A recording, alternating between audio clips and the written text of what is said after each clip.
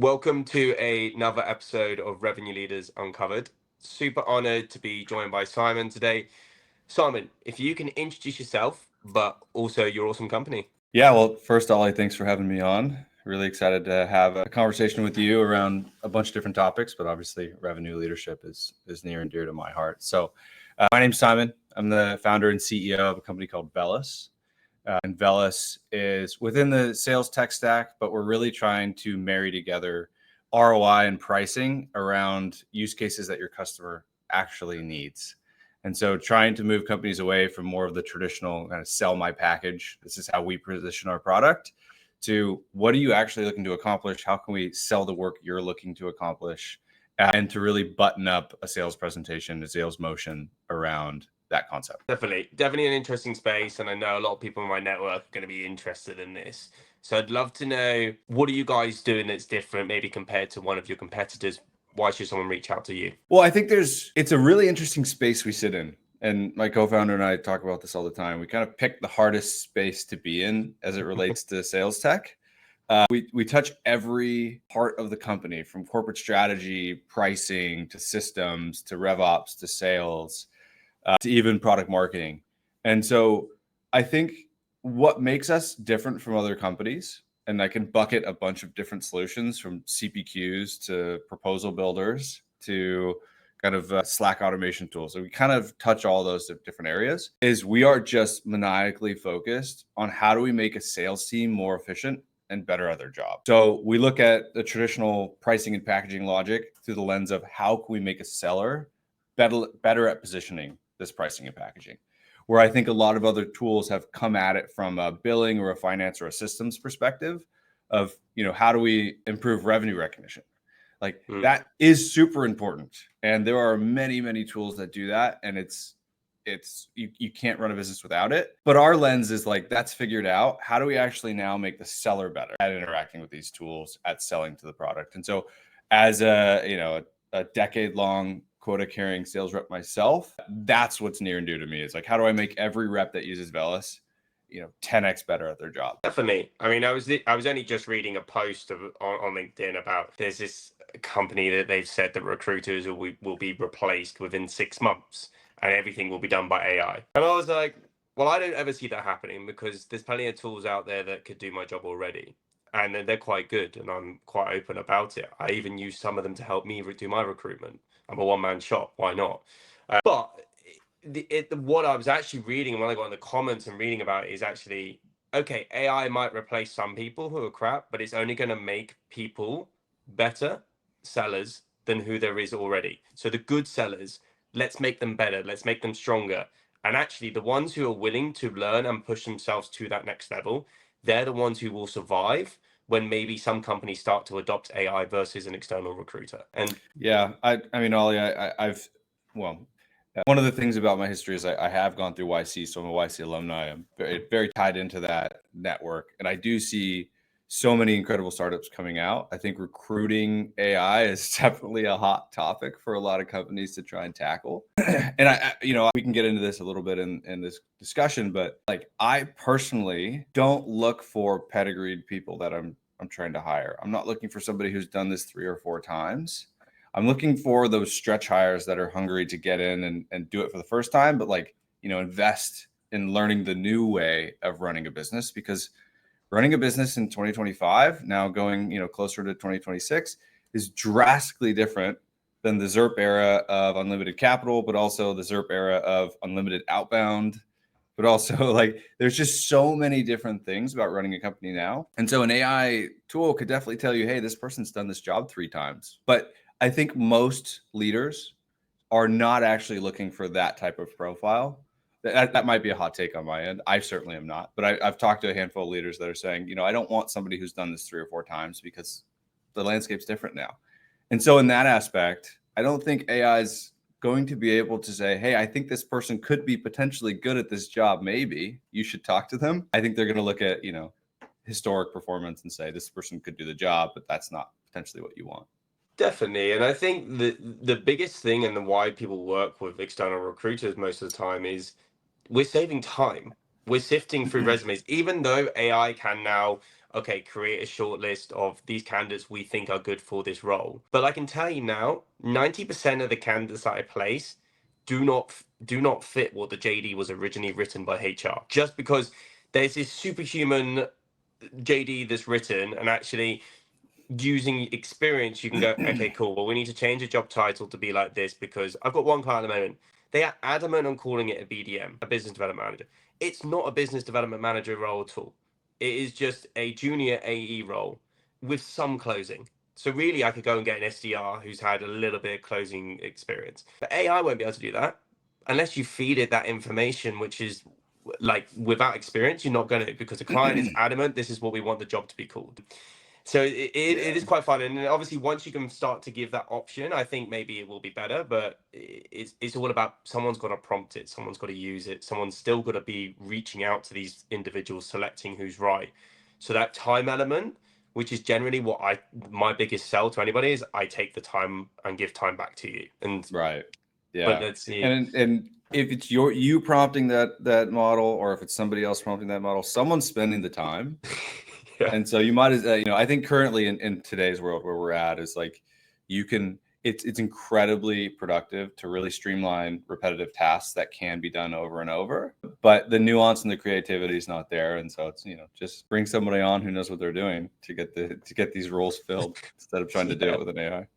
Well, exactly. I mean, there's a couple of hacks that I do, and quite happy to share them, in the sense of, if you've got, like, let's say a job application out there on LinkedIn, for example, all of the applicants now, there's no AI feature to filter through. You can do your own filter if you want, but if you just export it all into a CSV and provide ChatGPT with your JD and the CSV and say which of these candidates based on this align with the role, it'll give you the top 10 and give you the reasons of why. That's how I do all of my roles. If I'm, other than headhunting, where I go to competitors, whatever, for direct ads is so quick. But that's an easy way for companies to do it. And it's not replacing, someone still has to sift through, and sometimes obviously AI does get a bit confused. But it's it's a sweet little hack for anybody's listening eventually that wants to know how to get around the system. And it speeds up my process, and it can speed up direct companies as well. But still, you have to reach out to the person. You have to have the calls, and 10 people is half an hour calls. Is a lot of hours. Absolutely. Yeah. Can't get around that. Well, I'd love to take the conversation. I'd love to know a little bit about your hiring strategy. So how do you personally go about getting a right team in place? Yeah. So hiring's been really interesting for us as a business. I think I take two approaches, and usually for different sides of our business, right? So we're a super lean team. We want to stay really lean. I think, from an engineering front, we hire for experience, but also, like, our team hires for culture on that side. We want our engineering team to be super tight, really close, also be able to, like, challenge each other to really build incredible product. And then on the other sides of the house, I actually do consistently look for stretch hires. So if it's in marketing, if it's in sales, if it's in customer success, really, I'm looking for individuals that are fired up to be there, and who maybe don't know everything that they need to know, but are super interested in figuring it out on their own. As a founder and CEO, obviously you wear a lot of hats. I think everyone in our org wears a lot of hats today, but like, I don't know everything. And so I get really excited about having someone come in being like, hey, this is what I want you to accomplish. I don't know anything about it, so you're not coming to me asking questions. You're going to teach me about it, and then we're going to learn it together. And I think that mentality as it relates to hiring is super important for me. And then my co-founder and his team on the technical side, to date, we've just hired in our network. I think that's also super important. But as we scale, that won't always be something we have the luxury of doing. Yeah, definitely. I mean, you never know. I know some companies that have done it extremely well, but generally they've gone, okay, cool, where are these LinkedIn influencer partners that we can bring on? And it's like that next step of, okay, how can we stretch this, like, saving of cost before we need an internal recruiter that costs a fortune, or an external one, again, who can cost a lot of money. But yeah, I love that. I think you do have to get that buy-in, especially in startups. So, okay, this is your job, but there will be other things that we expect from you. But as long as you're hiring people that are adding value in another way, I'm in a situation now where I'm at a stage where I do need to grow the organization. but I have to be really smart of who this first person that I bring in to work with me is. And I know where my weakness is. I am not an operations person at all. I am, give me a phone, give me a laptop, I run, I'll do it, I'm brash, like I'll get the job done. And it's got me so far, and it's made me allowed to be quite successful. But having someone who can do, okay, where the build these processes, this is how we do things, we document everything. Like to this day, and I probably shouldn't say this on the podcast, but I still don't have I don't have a CRM. Like, and I told my advisors go, Ollie, just get a CRM, pay for it. I'm like, I don't need it. I've got it all up here. And I've always been the same. Of that, I can remember my one of my first ever clients from 5 years ago. I can remember his name. I can remember what his phone number ends in. Like just weird details like that. So I've always been a bit weird in that mindset. I need somebody who comes in and they've got to be process driven. If they're the same as me, oh, my business will fold within a month. Because there will be no communication, nothing in place. And I think this is why it's so important to hire, as you're saying, somebody who can come in and teach you something. Because there was a piece of advice I had from a CEO. He actually owned our cricket club at the time. And he said, if I'm hiring someone and I know how to do their job, then I should be firing them straight away. And I loved that analogy. And obviously it doesn't apply in most situations, but realistically, you need to hire someone who you don't know how to do their job. They're going to be that person who adds value to your company. And I think that's super important. Yeah. And I mean, to the best of your ability, like hire people who are better than you. As a CEO, obviously your job's replaceable. As a founder, it's less so. But if I continually hire people who are better than me, then at least I know I'm the low bar, and I can always raise up my standards within the business. And candidly, as a founder of a startup, you better be pretty optimistic, pretty hungry, pretty ambitious. So that standard has to be high. But if you can constantly try and shoot for hiring people who are above you, and that may be in a specific aspect, right? They're not going to be better at everything than you. Well, if they are, that'd be awesome. You should hire them right away. That's a really great approach to hiring, in my opinion. Yeah, definitely. It's super important. And you're right there. Like everyone has to understand that their roles are replaceable. But as long as you're bringing something to the table, or as we've all seen, that there's a very famous CEO who's just been replaced. But if you haven't seen it, you have not been on the internet. I mean, it's still going everywhere. The poor guy's probably hating life at the moment. But either way, you've got to be upholding those standards, bringing something to the table, bringing something to the org where you're taking it to the next level. Where I'd love to take the conversation, we'll delve straight into the leadership section. And I'd love to actually just develop a bit more on your journey and what's led up to starting your own org. And then we'll delve into that. Yeah, I'm happy to. It was a long journey, honestly. So I started as a BDR back in 2013, 2014. So it's been a long time in tech. And, I considered myself a stretch hire at that point. I didn't really have any experience, also not a college graduate. So I was one of those hires in tech that got, I think, a little bit lucky at the time. And then I just loved it. Sales was the thing I loved. I didn't know existed really. Like, of course, I always loved talking to people, but the true act of selling was something new to me at that point, and I just kind of dove headfirst into it. I started my career as a BDR. That did that kind of standard 1 year, 1.5 years of BDR. Moved into sales. I had the opportunity at the time. I was in an incredibly fast-growing, amazing company that went all the way through IPO, and I was lucky to be on that train. But in the early stages of my career as a BDR, I noticed there was a whole segment of the organization that none of the sales reps wanted to touch. And that was just like international deals coming in. And so I was like, hey, what if I stay late? I'll BDR during the day. Can I go work those deals at night? Any CRO at the time is going to be like, yeah, 100%. You want to work double hours for the same pay? Fantastic.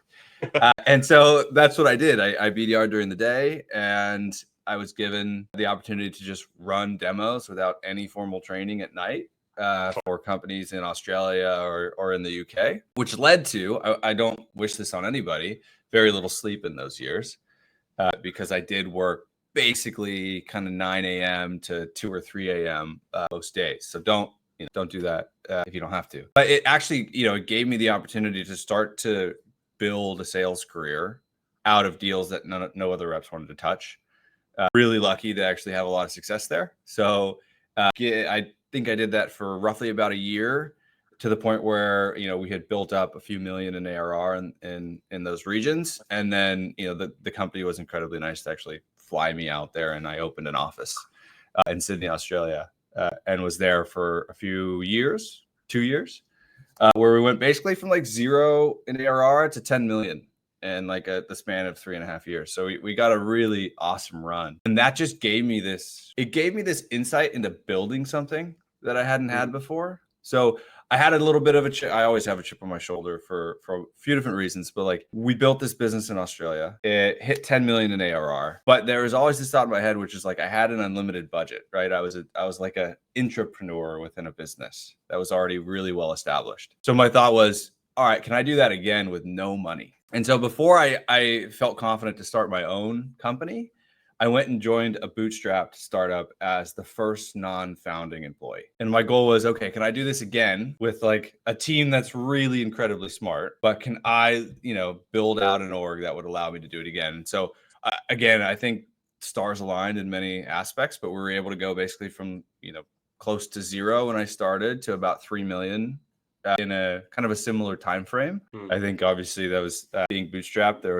That was through COVID, so there was a lot of craziness that happened through that org.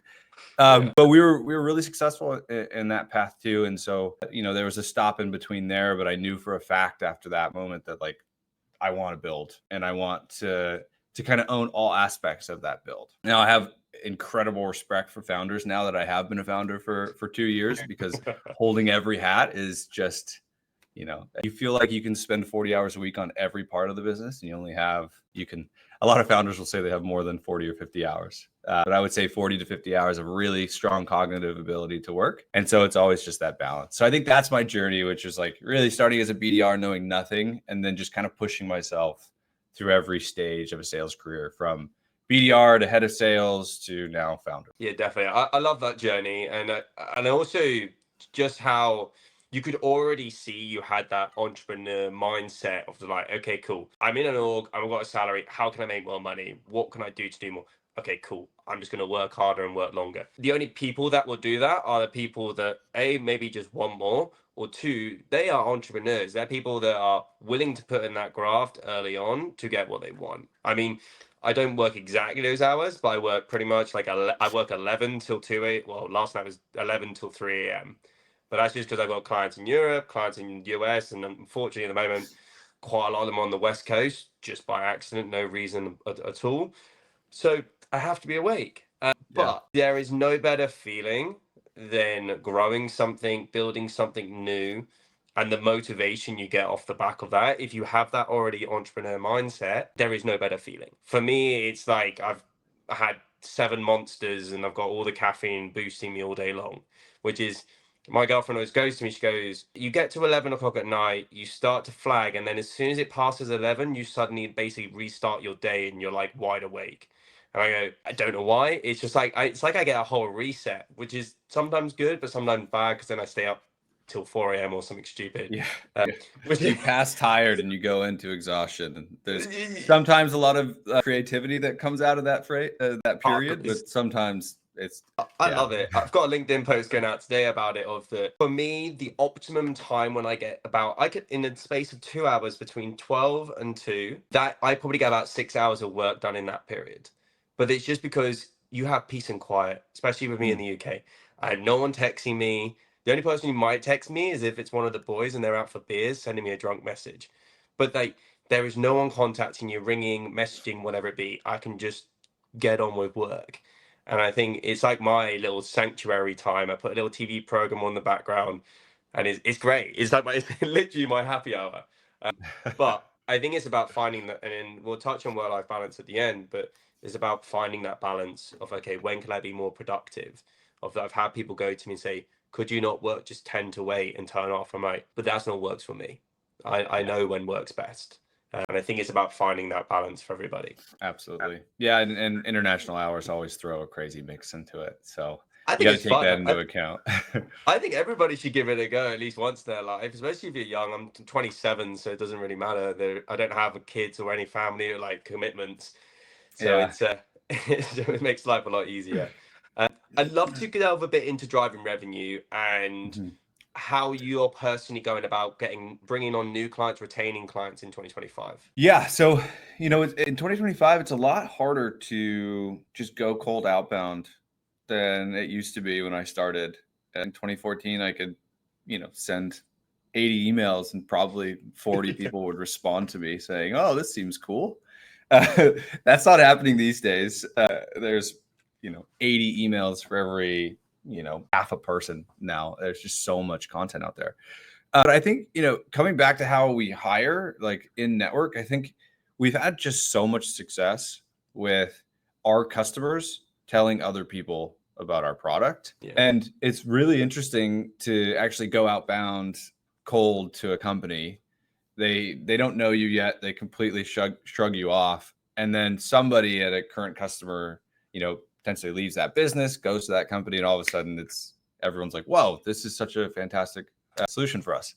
And so I think it's just really being patient and being really consistent in how you approach every customer or every prospect. I, learned this from a mentor of mine really early in my career, which is like, you're not going to win business on a first conversation. You're probably not going to win it on a second conversation. It's about the consistency and the messaging that you have on an ongoing basis, so that when somebody feels a problem, feels a pain that you solve, they think of you. And so that's kind of the mentality I have as it relates to kind of our marketing team and our outbound teams, to be really consistent, kind, and accurate about, what people need. And then we've just grown, via those channels.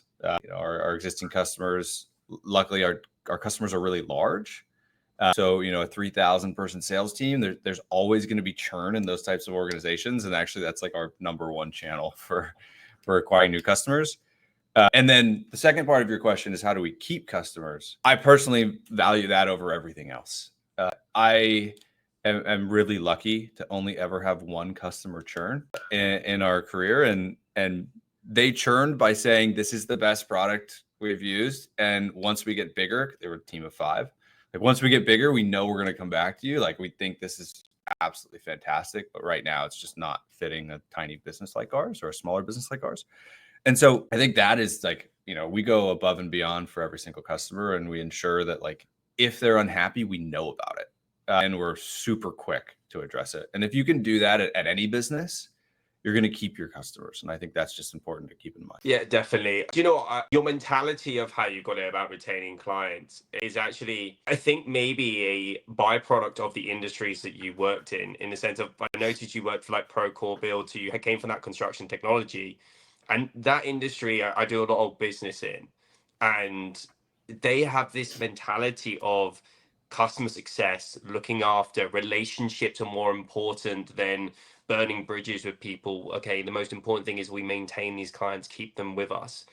And it's just because that industry is all about trust. I've worked with cybersecurity companies, and there's no loyalty to it. It's just like, okay, cool, we're just like this. Where's the better product, whatever it is. Construction people, that's different. To convince them to leave what they're used to and to take them away from a relationship they've had for 10 years is such a hard sell. And Yeah. but having your mentality might be a byproduct of that, or just obviously it's just a good mentality to have. Yeah, and I think there's something that feels really true to me as it relates to customer success, and it's very true for construction. So I think you're spot on, Ollie. I probably learned it from Procore and Builder days. But you have to do the hard things now, and construction is incredibly good, for better or for worse, being confrontational. Like, this job has to get done on time. I'm going to hold everyone accountable. We're not going to like skirt around the hard conversations. And I think if you take that approach, and like, if something's wrong within the relationship between Velis and a customer, like, we don't just shrug it off and say, maybe it'll get better later. It's like, no, let's stop everything. Let's air out all of the things that we need to figure out what we can do to solve and make our relationship as strong as possible. And if you just do the hard stuff right away, then you never have these like breakup moments later on when someone turns from you, because you're attentive, you know what's happening. And I think I learned that from construction, because general contractors are never just going to let a subcontractor not do the work or not pay that bill or not do the change order or the variation. So That is definitely a very valuable lesson to learn. Definitely, and we all have to be prepared that things are going to go wrong. There's going to be times that we don't deliver on what we need to deliver. But is the relationships there? You can sort of hope or touch wood that you have that extra leeway or extra understanding of, okay, look, we know you'll get this sorted. Or if you don't have that relationship, it'll be like, okay, cool, we'll get rid of you, we'll go to somebody else, and it's just done like that. And I think Mhm. that's where it's so important to have these relationships. I have it in recruitment that look, there's sometimes that I will take on a search and maybe I've bitten off too much, maybe I've got too many clients, or secondly, maybe the search just is impossible. So once you've got that relationship, you can be communicative with the client and understand, okay, what's the issue? How are we going to fix this? Okay, this is the timeline of what we're going to sort it out. But without a relationship, you might as well just wave goodbye to the client. Absolutely. Relationships are the most important thing in sales, of course, but also in customer success. I want every one of my employees, my colleagues here, but also my customers and really everyone to challenge me and feel comfortable that they can challenge me. And that's, I think, what one of the things that shows me we have strong relationships is someone can say, hey, I don't think that's a good idea, or hey, I really need you guys to do X because of why, and not being afraid of saying, what you need or sharing your 2 cents within reason, of course. But yeah, that's a super important thing in relationships. Definitely. Well, look, where I'd love to take the conversation just to finish off is a little bit about work-life balance. I'd Mhm. love to understand how you manage being a founder, socializing, whatever it be. I know it's obviously a cliche term as well. Well, it's so funny because I think in our current kind of environment, both on LinkedIn and in my own personal circles, this concept of 996 is just like everywhere. You work 9 a.m. to 9 p.m. 6 days a week, and that's an expectation of a lot of founders, a lot of startups that like when you join our company, we buy you a mattress or you bring your own mattress and you sleep in the office. I I have maybe a contrarian view to that, maybe a more of the majority. I don't know where I fall, but like I'm a founder who has I'm a dad. I'm married. I have a life, and I love my startup so much. Like this is like I come to work every day so excited, and there are moments where I would love to work 9 to 9, 6 days or 7 days a week. Like I really love doing what I do, but I find that it's incredibly important to be present for all the aspects of your life, because if you are present at home with your family, you actually show up to work better. If you are present for, physical activity, you go on walks, you go to the gym, whatever it is that you really find, recharges you, which exercise does recharge me quite a bit. So I really try and get to that as much as I can. Then I show up to work better. And so, work-life balance for me, I try and live what I want the rest of the org to do. So like I personally am out of the office at a certain time every day. I kind of share what I'm up to on the weekend. I share what I'm doing with my family. I'm always very excited and enable try my very best. I hope everyone feels that way. So I never want to talk in black and white.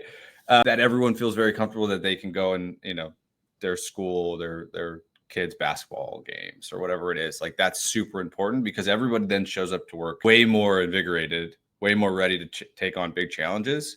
Because again, we're solving like really hard things. We're in the midst of pricing and packaging logic and how a sales team sells and how corporate strategy wants sales to sell, but how sales wants to sell. There's a lot of stuff we have to kind of hold. And so I want everyone to come in ready to go. And I just don't think you can do that when the only facet of your life is work. Yeah. Or at least you can't sustain it, right? You could do it for a little while. And some founders will say I can do it forever. And if you can, that's great. Don't make the rest of your org do it, because I guarantee they can't. But it's everyone has their own way of running their life. Yeah, I couldn't agree more. I think there's two experiences I've had with this. Actually, one when I was just a recruiter and first starting out in my job. For the first 2 years of working, I didn't take any of my holiday days. I didn't go on holiday anywhere. I refused. I was like, all I want to do is work. And I was started with two other consultants. They won't mind me saying I was probably a better recruiter than them, and still am to this date. But like they started to overtake me, and they started to be billing more every month and making more money, and I was like, what am I doing wrong? Like, I'm better on the phone, I'm pulling the clients. And my manager just turned to me and goes, Ollie, like you loved the gym when you started. Like I was basically so shredded. I was meant to do a bodybuilding show, and then as soon as I started working, that I stopped going to the gym. I hadn't been to the gym in 6 months since I started working, and he went, "Go back to exercising. I bet you'll like. I will want you every hour. You can take an hour and off in the afternoon. Go to the gym. No one else could do that." He said, "You just go and do that." I said, "Fine." Started doing it.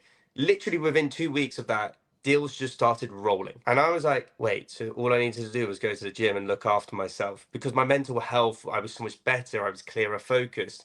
And this is where it's that even when I started my company, the first 3 months, I refused to go to the gym. I refused to leave the house. I just wanted to work. We made good money. But when we got to that, after that third month, I noticed that I wasn't pulling clients. I was basically falling asleep and then get back in the gym. Same again. Mhm. Things started to go well again.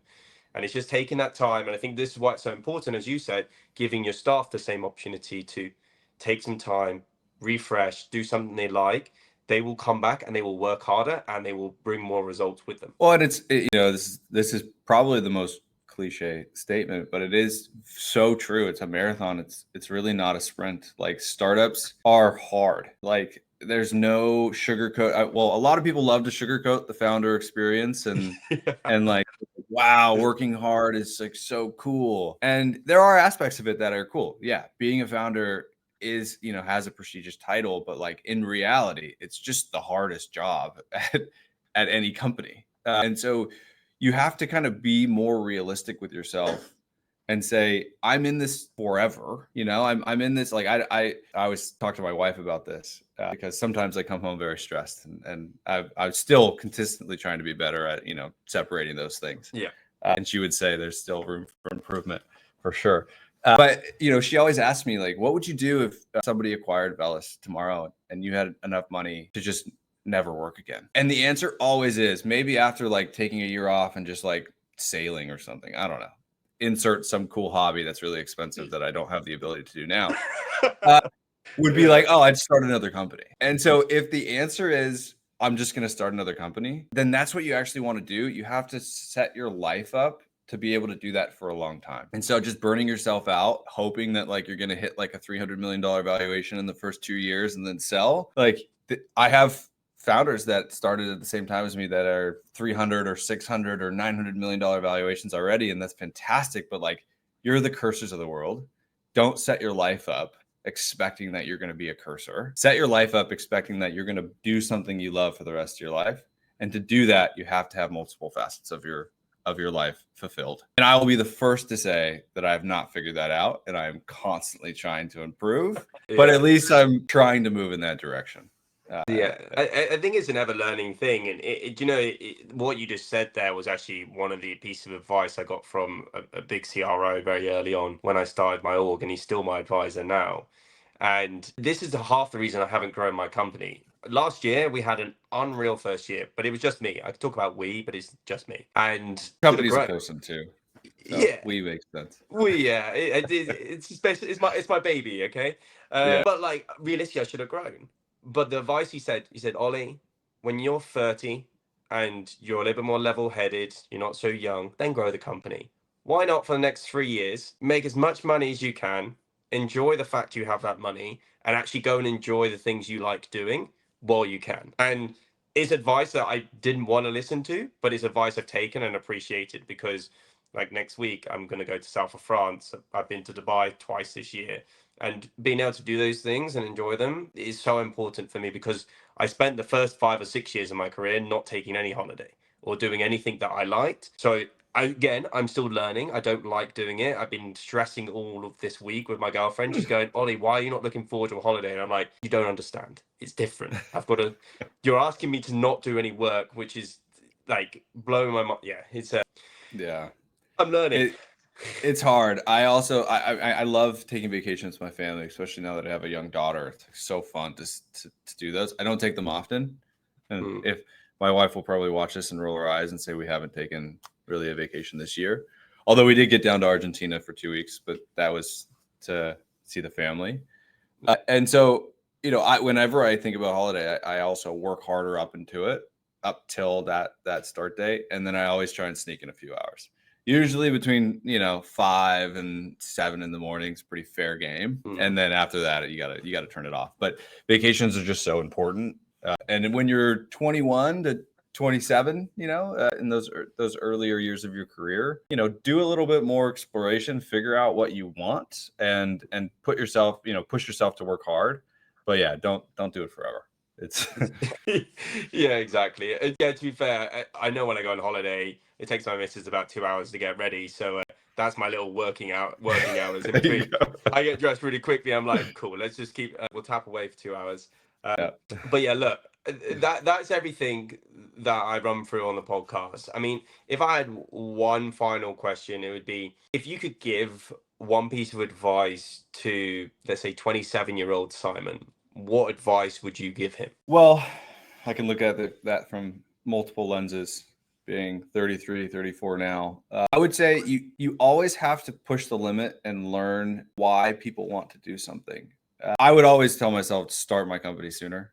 I think I pushed myself really hard in those years to learn everything I could about running a company so that when I got to that point, I was prepared. Looking back, I think I learned a lot, but you're never prepared to start a company. Yeah. You're never prepared to be a CEO. You're never prepared to be a founder because there's just too many things and the market changes so fast. And so I would just say put yourself in a great position to know the problems that your customer feels. But once you understand that, just dive headfirst into solving it. And that might mean, getting a promotion at your job, or that might mean starting a company. For me, it was starting a company. And so I wish I did that a little bit sooner. Definitely. Love that advice. And yeah, look, Simon, I kind of appreciate you making the time to do this. It's been super insightful. I know the listeners are absolutely going to love it. And yeah, I look forward to maybe filming another one down the line. Absolutely. I'd love to. Appreciate the conversation. No worries. Cheers, Simon.